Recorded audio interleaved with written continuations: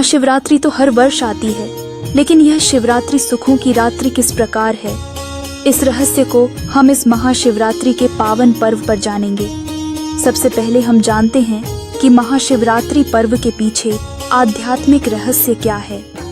इस कलयुग के अंत में जब सभी लोग शारीरिक, मानसिक और पारिवारिक संबंधों की ओर से प्राप्त असहनीय दुख से त्रस्त होकर भगवान को पुकारते हैं, तब कलयुग की इस रात्रि में त्रिलोकीनाथ शिव परमधाम से इस धरा पर अवतरित होते हैं और सबको दुख और काल के पंजे से छुड़ाकर मुक्ति और जीवन मुक्ति में ले जाते हैं और इस कल युग की रात्रि को सतयुग के दिन में परिवर्तित करते हैं। इसलिए उनके अवतरण के यादगार को हम महाशिवरात्रि के रूप में मनाते आ रहे हैं। लाल लाल रंग दिव्य शक्ति का विश्व पर है छाया, हो सर्वेश्वर शिव परम पिता भूमंडल पर है आया।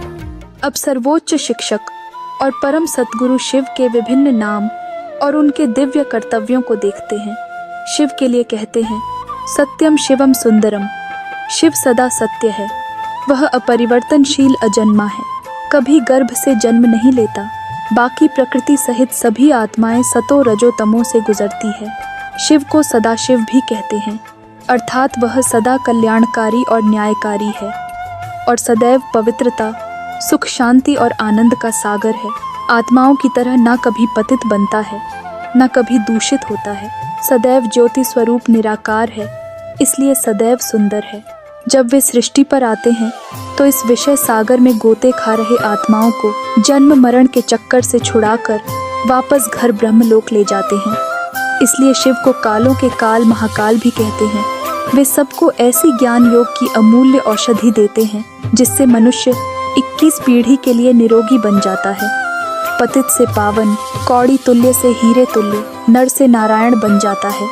इसलिए उन्हें वैद्यनाथ भी कहते हैं। अब परमात्मा शिव अपने सच्चे भक्तों के विष विकारों को हरकर उन्हें मनुष्य से देवता बना रहे हैं और इस सृष्टि को देवताओं के रहने लायक स्वर्णिम युग में परिवर्तित कर रहे हैं। लेकिन कलयुग के अंत में अज्ञानता के कारण मनुष्य अपने ही माता पिता शिव को पहचानने में असमर्थ है और इतने उच्च बनाने वाले पवित्रता के सागर शिव के ऊपर भांग धतूरा जैसे नशीले वस्तुओं का अर्पण करते हैं। लेकिन आइए इस महाशिवरात्रि हम बाह्य रीति रिवाजों के साथ शिव के वास्तविक ज्ञान और योग को आत्मसात कर स्वयं को शुद्ध, शक्तिशाली और पवित्र बनाएं, ताकि न केवल यह शिवरात्रि बल्कि यह कलयुग की रात्रि भी सुखों के दिन बन जाए।